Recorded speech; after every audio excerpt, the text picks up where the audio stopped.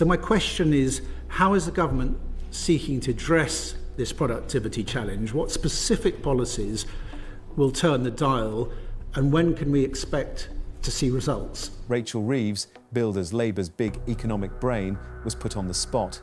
We already know expectations aren't exactly high, but the result? Yeah, so there are sort of three things that affect, I guess, the... Absolute waffle.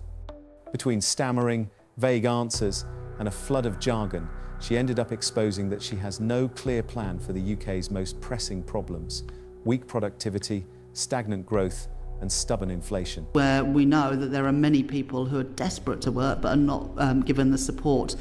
You're about to see Reeves lose her grip completely, and why every taxpayer in this country should be worried. I reckon that day she bitterly regretted lying on her CV. What do you think? Let's watch. But don't forget to hit the like button, subscribe and share it in your groups. And let me know your thoughts. It's having issues. The growth is still rather sluggish. Unemployment is increasing. Inflation, as we found out this morning, is still a stubborn problem. What's your diagnosis of the ills of the UK economy? What are the problems that continue to plague the UK economy at the moment? The key problem is productivity, and sort of investment is the answer. Investment in human capital, investment in physical capital, and also investment in new technologies. That's both public and private sector, but I think we've got the lowest private investment and lowest total investment as a share of GDP of any country in the G7. The result of that is that our productivity performance has not kept pace with our competitors and similar countries around the world, and that's why the fiscal rules that I've set out do treat investment spending different, because what you saw, and you saw this in the previous Parliament, and the plans that we inherited saw public investment as a share of GDP fall to 1.7% to GDP, and we're instead going to keep it at 2.5%, 2.5% of GDP. The easy thing to do as a Chancellor is to cut capital spending, because, frankly, you're not likely to be the government that sees the benefit, the full benefit of that capital spending. But we're not going to keep making those short-sighted, wrong decisions, which is why we've set out those changes to the fiscal rules. But productivity, I regard as the key reason why our performance on government borrowing and debt, why our performance on GDP and our performance on inflation have all been not where we would want them to be. And my job as Chancellor is to turn that around. Thank you very much. Lord Lonsborough. Good afternoon, Chancellor. Can we zero in on what you describe as the key problem of the economy, which is the critical issue of low levels of productivity in the UK? And we continue to lag France, Germany, the US by very wide margins, about 12 to 20% in terms of output per hour. And we have done so for decades. Now, the UK's productivity in this first quarter has actually fallen by 0.2% compared to a year ago, and it's standing now at just 1% higher than it was 5 years ago.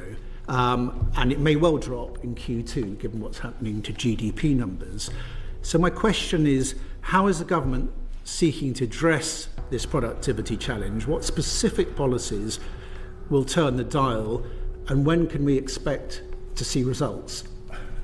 Yeah, so there are sort of three things that affect, I guess, the productivity numbers. It's physical capital, labour supply, and that's the quality of the labour supply, so human capital as well as the numbers, and then total factor productivity, so technology. On capital, I'd say, sort of an assessment of the first year. I think on physical capital, that's where we've done most. In this first year, I've mentioned the £120 billion of extra CDEL capital spending by the government over the 5-year period, keeping capital spending by government flat as a share of GDP rather than it falling actually quite substantially, which was the plans that we inherited, but also using financial transactions through the National Wealth Fund and the British Business Bank and other public financial institutions to have additional capital spending, and then using things like the National Wealth Fund to leverage in private investment, 3 times as much private investment, and actually that's a model we've used as well for Sizewell C, where the National Wealth Fund is the sort of debt underwriter for that project. And as I said to Lord Pettigas, we've managed to bring in £120 billion of private investment just in this first year of the Labour government. On labour supply, you would have seen, despite the increases in the unemployment rate, we've also seen an increase in the employment rate. And those two things can obviously be consistent, because what we've seen is a reduction in economic inactivity. And that's really positive, because we are still the only OECD country, I think, that's got a lower participation rate in the labour market than before the pandemic. And so reducing those economic inactivity numbers are absolutely crucial. The first step is that you move from being inactive to looking for work, and then hopefully you move into work. And there are still around 650, 700,000 vacancies in the economy. And we want to better match the people that are available for work with the jobs that are available. And we want to help those people who are currently economically inactive, whether that's because they took early retirement and maybe now perhaps regretting that, and that is the experience of some people during the sort of COVID period, whether you are a parent who is struggling to balance work and childcare, or whether you're one of the growing number of people on sickness and disability benefits, where we know that there are many people who are desperate to work but are not given the support. We also, in the spending review, invested significantly in both apprenticeships and further education, because that has been the sort of Cinderella service of the education system this last decade and a half. It's great that we've got 50% of kids going to university, but the 50% who don't, which in my constituency in Leeds Western Pudsey, that'll be the majority of kids don't go to university. So investing in FE and apprenticeships is really crucial for this government and our wider objectives around opportunity. So we've done some of that spending review, but I certainly think that's an area where we can do more to address the productivity issue through improving labour supply and human capital. And then the last thing is around sort of technology, total factor productivity. And Andy Haldane, former chief economist at Bank of England, talks about this long tail of low productivity firms. And the DSIT secretary, Peter Kyle, he's sort of got 3 focuses in his area. First of all, it's attractive businesses that are at the technological frontier. Obviously, that is crucial for growth, and we're very good at that in Britain. We've got a lot of very high-skilled people. I was at Imperial College this morning. That's an area where we are good, but we shouldn't rest on our laurels. The second area is using technology better in delivering public services. That's this issue about not just how much we spend on public services, but about getting value for money. And then the third is the sort of point around that long tail of productivity, about better take-up of AI and technology by smaller businesses and less productive firms. And so we're working in all of those areas, and there is a big opportunity. The IMF and others say that if we integrate AI and technology, we could boost productivity by 1.5% over the next 10 years. So there's huge opportunities there, and we've got to seize them, but we are very focused, as I hope you can tell, on that agenda. And can I ask you about the fiscal impact of continuing low productivity, in that the OBR admits that its productivity forecasts are, to quote them, the most important yet uncertain forecast judgments they make. And they admit to the fact they've been successively too optimistic on productivity forecasts. And if current productivity trend forecasts that are assumed by the OBR of 1% growing to 1.2% over the forecast period to 2029 currently looks very optimistic, and certainly that's the Bank of England's view. What will be the fiscal consequences if productivity continues at the current low rates, which averaging about 0.2% per annum over the last 5 years? Yeah, so the OBR forecast long-term productivity growth of 1.25% a year, and the Bank of England have a forecast of 1% a year. Both are very low by historic standards.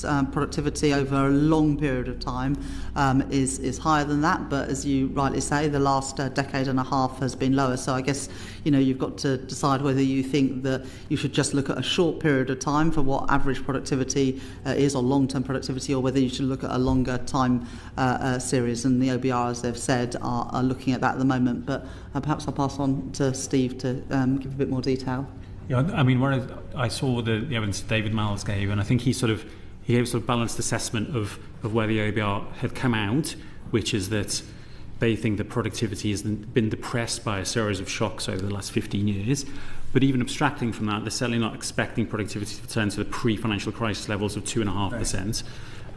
But equally, you can veer into the too pessimistic, into the views that the recent numbers we've seen at 0.2 are likely to persist, and their view was that there were reasons both to expect that the sequence of shocks might not continue, but also that there is potential for future technologies, in particular AI as a potential new general purpose technology, to be a source of the innovation that you need in TFP growth that supports their forecast of productivity gradually picking back up to 1.25%.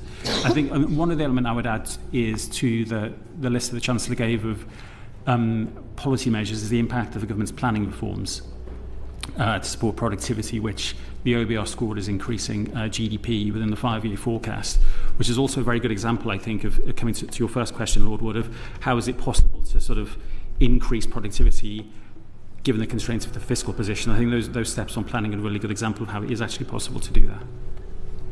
My concern is probably more about the short term, in that the current forecast in the OBR looks very optimistic, and I'd say ripe for downgrade, and that's echoed by the consensus of independent forecasters. And I think the Bank of England has actually downgraded its productivity forecast to 0.6 or 0.7%. So that's going to have an immediate fiscal impact this autumn, is it not? The Bank of England's forecast of productivity, long-term productivity growth, is 1%. Long-term, yes. Yeah, and that's what sort of drives the models, really.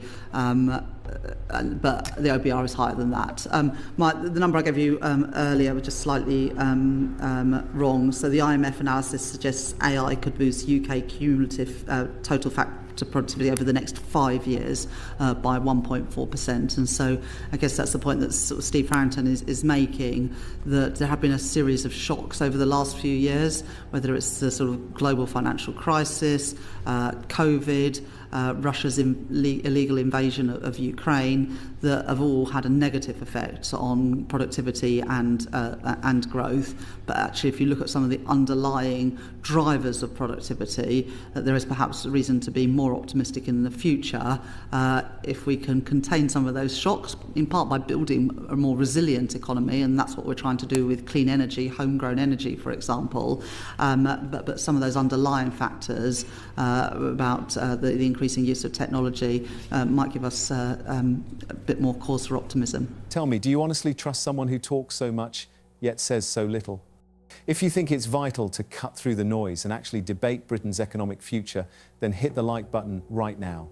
Subscribe to the channel, share this video, and drop your thoughts in the comments.